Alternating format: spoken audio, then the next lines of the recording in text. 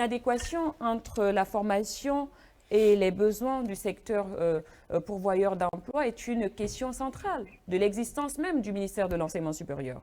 Parce que nous devons former un capital humain compétent, compétitif et disposé pour être employé par nos structures ou pour l'étranger. Alors la réforme majeure de notre département depuis l'avènement du CNRD, c'est justement cette épineuse question d'inadéquation.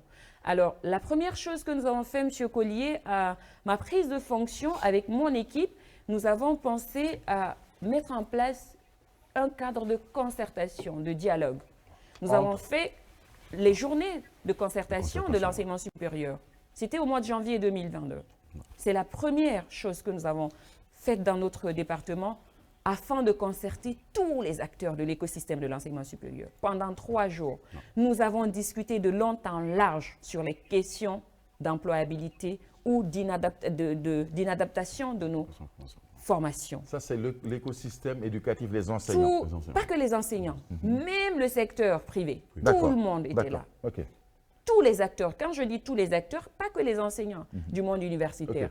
Même le secteur pourvoyeur, les partenaires techniques et financiers, nous avons discuté. La fonction publique, bien sûr. La fonction publique, tout le monde, tous les acteurs. Et c'était une parfaite réussite dans la mesure où, pas l'événement en tant que tel, mais les recommandations de ces journées de concertation de l'enseignement supérieur. Ces recommandations nous ont permis aujourd'hui de bâtir le projet de réforme des programmes de l'enseignement supérieur pour une meilleure adéquation entre la formation et l'emploi. Ce projet, il est initié depuis 2022. Depuis 2 ans, nous sommes sur cet ambitieux projet. Je le répète tous les jours à mon équipe. S'il n'y a qu'un seul résultat qu'il faille laisser, marquant notre passage dans ce département, c'est de résoudre cette question, cette épineuse question d'adéquation entre la formation et l'emploi. Donc, les réformes sont engagées. Toutes les institutions d'enseignement supérieur se sont soumises à l'auto-évaluation de tous les programmes dans nos institutions. Nous avons ce rapport aujourd'hui de tous les programmes du ministère de l'Enseignement supérieur, même au niveau master et doctorat. Donc, c'était la première phase. La deuxième phase de ce projet, après l'auto-évaluation de tous les programmes, c'est l'analyse du besoin, l'analyse du secteur de l'économie. Cette enquête d'analyse du besoin également, nous sommes accompagnés par des professeurs, par des experts internationaux de réforme. C'est en cours. D'accord.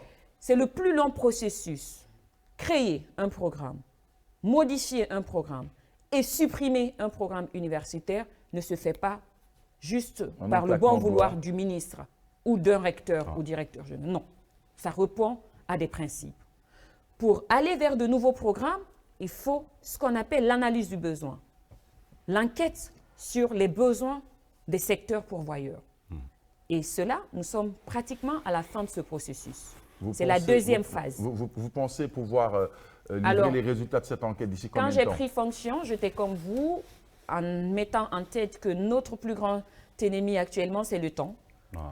J'étais sûre qu'on aurait pu faire ce processus en 1 an. Non, en fait, non, j'y arrive. On veut juste savoir. Hein, moi, je suis juste que le citoyen veut savoir. En fait, alors, il sera satisfait. D'accord. Parce que la finalité de la démarche, après l'auto-évaluation, l'analyse du besoin recueilli par tous les acteurs, au niveau de tous les acteurs, c'est la co-construction des programmes.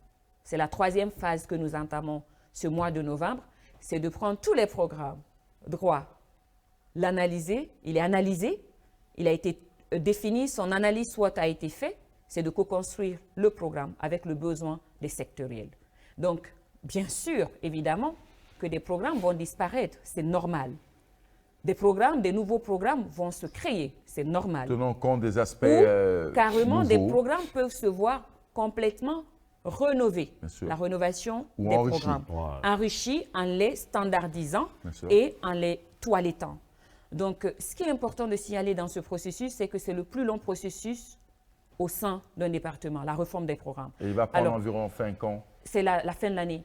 Nous voulons que les nouveaux programmes, mais ce ne serait pas pour scolaire ou l'année universitaire. L'année universitaire. Okay, alors, ces programmes-là, nous espérons que pour la rentrée 24-25, que ce sera des nouveaux programmes dans nos institutions d'enseignement supérieur.